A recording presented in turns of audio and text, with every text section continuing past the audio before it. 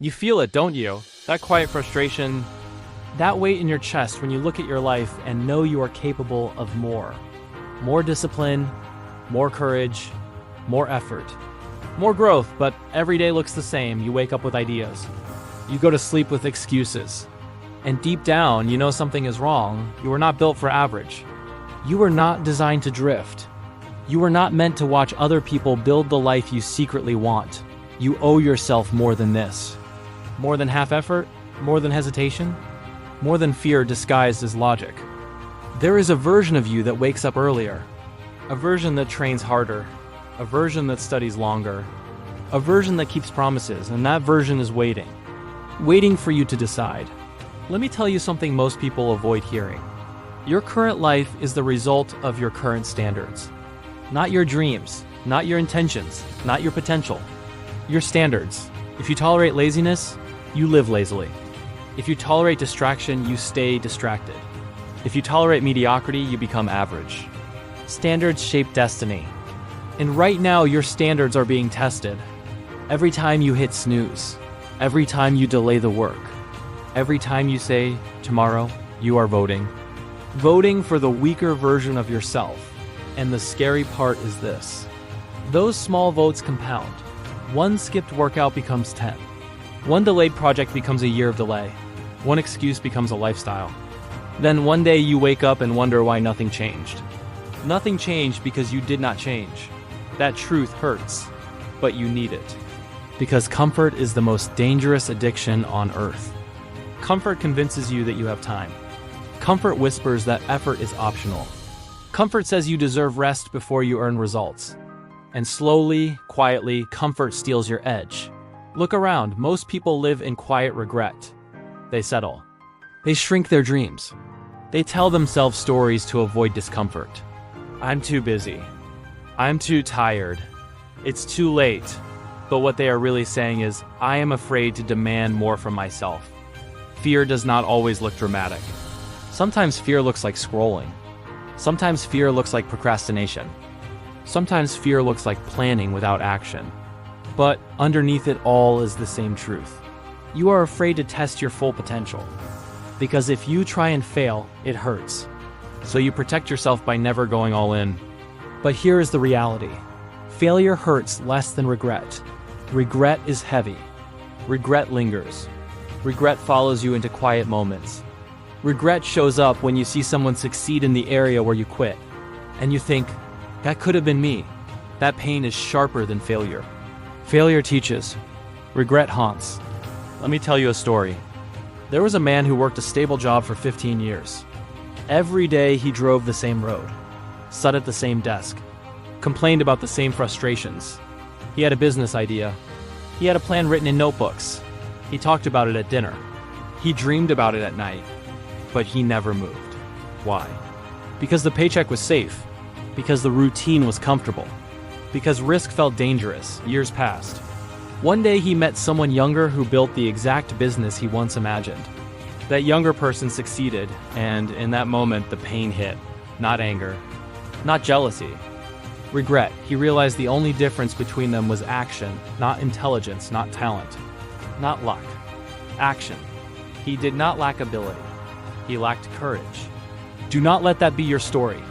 You owe yourself more than safe choices. You owe yourself effort so intense that it scares you. You owe yourself discipline that shocks people. You owe yourself the attempt. Because here is something powerful. Confidence is not built by thinking. It is built by doing.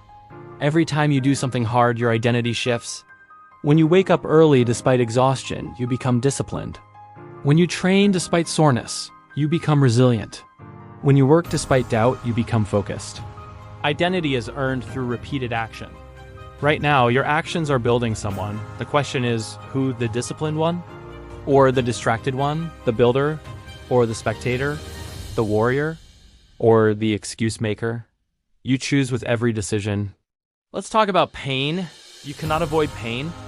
You will either feel the pain of discipline or the pain of regret. The pain of discipline is sharp but short. The pain of regret is quiet but endless. Discipline hurts in the morning. Regret hurts for years. Discipline demands effort.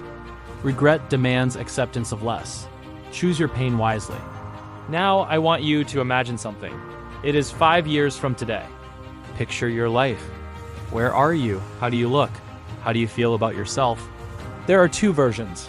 In one version, you kept delaying. You stayed comfortable. You told yourself stories.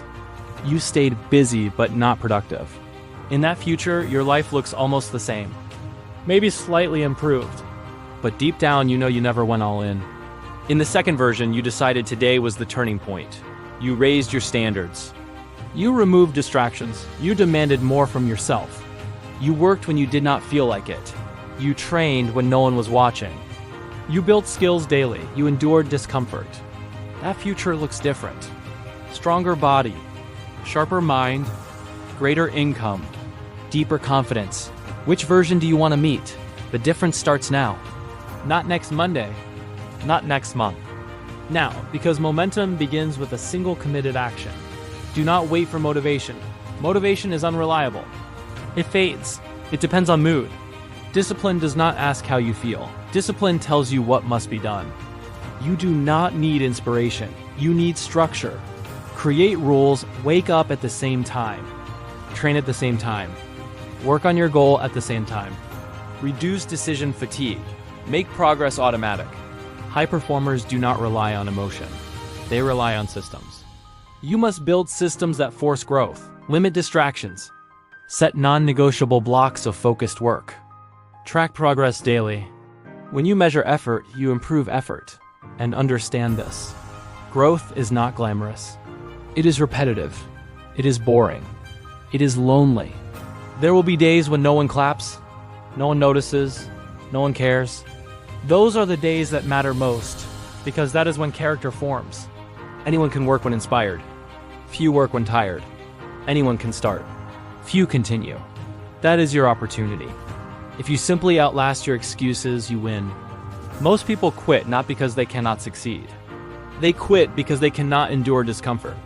Increase your tolerance for discomfort, and you increase your capacity for success. Train your mind. When you feel resistance, lean into it. When you feel fear, move toward it. When you feel doubt, act anyway. Action weakens fear. Inaction strengthens it. The longer you delay, the heavier it feels. The sooner you act, the lighter it becomes. You are not stuck. You are avoiding something hard. And the moment you face it, you grow. Here is another truth. No one is coming to save you. No perfect opportunity, no sudden breakthrough, no magical moment. Opportunity favors the prepared. Luck favors the consistent. You must prepare in silence. You must build when no one watches. You must sharpen your skills when no one asks. Because when the opportunity appears, it will not wait for you to get ready. It will pass to the prepared. You owe yourself preparation. Stop negotiating with weakness. When your mind says, skip today, answer, no. When your mind says, you deserve a break, answer, earn it. When your mind says, it's too hard, answer, that's why I must do it. This is how mental toughness is built. Not in big speeches, not in dramatic moments, but in small, consistent victories over yourself. Win the morning, win the workout, win the focused hour, win the difficult conversation, stack wins daily. Over time, those wins transform you. People will call it talent. They will call it luck. They will call it natural ability. They will not see the quiet battles you fought alone. They will not see the nights you worked while others slept. They will not see the discipline that reshaped your identity. But you will know. And that internal confidence is unshakable, because it is earned. You owe yourself that version. The one who finishes. The one who pushes. The one who refuses to settle. Stop underestimating your potential. You are capable of more than your current habits show. But potential means nothing without execution. Dreams without discipline are fantasies. Goals without action are wishes. If you want a different life, you must become a different person.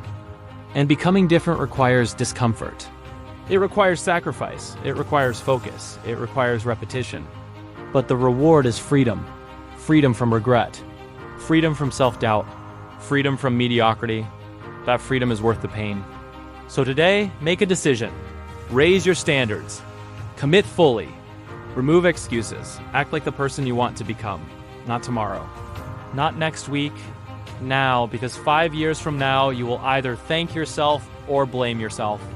Choose wisely. You owe yourself more than this. More effort, more courage, more discipline, more growth.